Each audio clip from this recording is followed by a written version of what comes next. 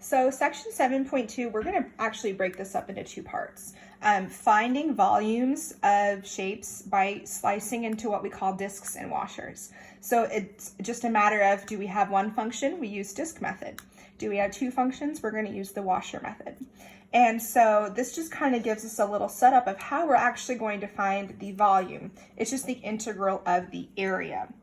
And a solid of revolution is just a solid generated by revolving a region about a line. So here are a couple of examples for you.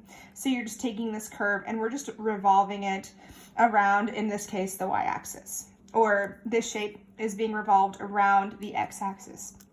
So we actually have two formulas that we can look to with disk method that depend on what axis we're talking about.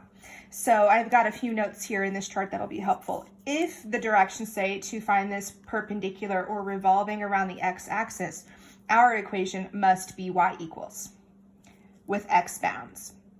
If it's perpendicular to the x-axis or revolving around the x-axis, our equation must be x equals and y bounds. So I've got an example of each that we can look at. So example 1 says, find the volume of the solid that is obtained when the region under the curve y equals the square root of x over the interval is revolved around the x-axis. So we're going to be looking at the top part here. So the first thing I check is my equation y equals. It is. Okay, then we can apply what the formula says. We're going to find the integral from 1 to 4, and there's the pi symbol there, and then it says f of x squared. So we take whatever the function is and we square it. And so simplify that part first before you worry about any kind of integration. So the square root of x squared is just x. So I can do a couple of things. I can just integrate. You can move the pi in front and then integrate, but it really won't make a difference. So we can just leave the pi there for now. The integral of x is 1/2 x squared. And then we're substituting in 4 and 1. So honestly, I would save the pi for the end, plug in a 4, plug in a 1, and then we can attach it at the end. So for this first part, if I'm plugging in a 4 squared is 16, half of 16 is 8. Then 1 squared is 1, half of that is 1/2. So this is 7.5 times pi. You can also just write 15/2 pi.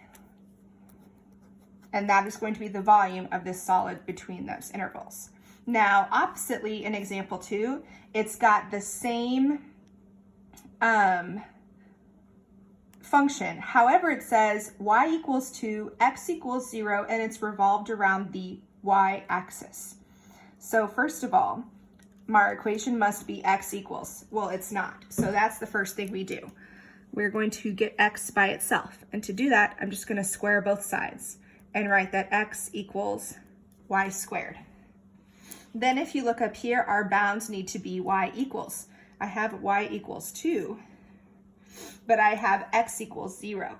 So I'm going to take this x equals 0, and I'm going to plug it into this equation, or this equation, it doesn't matter. Let's actually go to this one because that's already y equals, because I want to get that bound.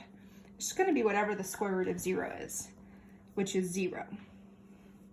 So our two bounds are going to be 0 and 2. It just happened to be where they were the same numbers, but they don't always work out like that. So the volume is going to be from 0 to 2, and we have pi, and then this time our function is y squared, and we're to square that again. And we have a dy. So the first thing I do is square this part here. And that's going to be y to the 4th.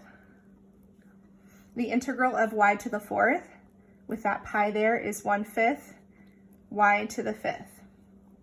And we're going to be plugging in 2 and 0. Now if I plugged in a 0 here, this is all multiplication. That part's all going to be 0. So I just need to plug in a 2.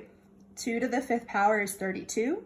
Divided by 5, and I have my pi. So that's the volume there. So it's all paying attention to what's going on in the table and what they want you to revolve it around. Make sure you fit all the criteria before you go to plug in your information.